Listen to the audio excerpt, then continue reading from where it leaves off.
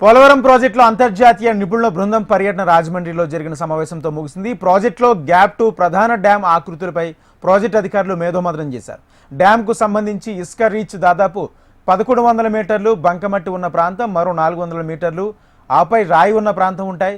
ప్రస్తుతం ఇసుక ఉన్న రీచ్లో ప్రధాన డ్యామ్ నిర్మాణం ఎలా చేపట్టాలనే అంశంపై అధికారులు విదేశీ నిపుణుల బృందానికి, ఇతర నిపుణులకు ప్రజెంటేషన్ ఇచ్చారు.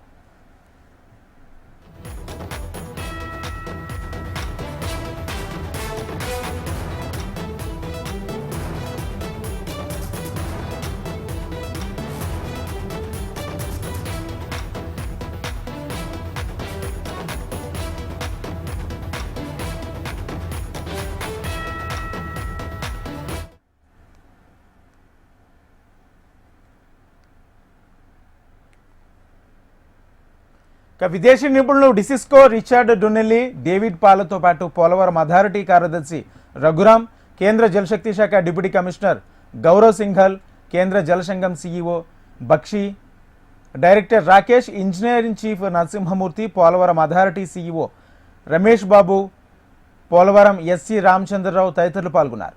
ఏ సూత్రాల ఆధారంగా ఈ ఆకృతులు సిద్ధం చేశారు, పూర్తి స్థాయిలో జలాశయం నిండినప్పుడు ఎలాంటి సర్దుబాటు అవుతుంది, ఇతరత్ర గణాంకాలన్నీ ఈ అంశాలపై విదేశీ నిపుణులు ప్రశ్నించారు. ప్రశ్నలు అడిగిన విదేశీ నిపుణుల బృందం అంతకుముందు పోలవరం ప్రాజెక్టు వద్ద తాజాగా ఏర్పాటు చేసిన నాణ్యత నియంత్రణ పరిశోధన కేంద్రాన్ని చేరుకుని దాన్ని సందర్శించారు.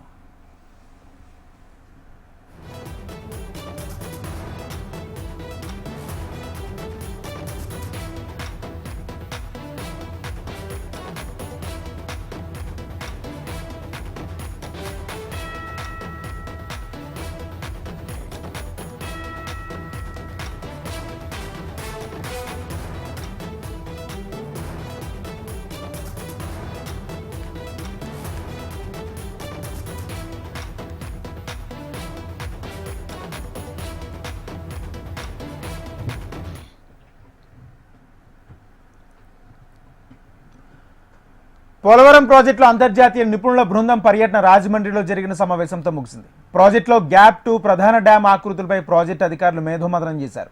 డ్యాంకు సంబంధించి ఇసుక రీచ్ దాదాపు 1100 మీటర్లు, బంకమట్టి ఉన్న ప్రాంతం మరో 400 మీటర్లు, ఆపై రాయి ఉన్న ప్రాంతం ఉంటాయి. ప్రస్తుతం ఇసుక ఉన్న రీచ్లో ప్రధాన డ్యామ్ నిర్మాణం ఎలా చేపట్టాలనే అంశంపై అధికారులు విదేశీ నిపుణుల బృందానికి, ఇతర నిపుణులకు ప్రజెంటేషన్ ఇచ్చారు. ఇదే అంశానికి సంబంధించి పూర్తి సమాచారం మా ప్రతినిధి భాను అందిస్తారు. భాను. రైట్ రాజేంద్ర, పోలవరం ప్రాజెక్ట్ ఏదైతే ఉందో దాన్ని గత శుక్రవారం, శనివారం అదేవిధంగా ఈ 2 రోజుల నుంచి కూడా విదేశీ బృందం అంతా కూడా పరిశీలించిన నేపథ్యంలో కూడా ఇవాళ ఆదివారం రాజమండ్రిలో వీళ్ళు సమీక్ష, పోలవరం సంబంధించిన ఇరిగేషన్ అధికారులతో సమీక్ష నిర్వహించడం అయితే జరిగింది.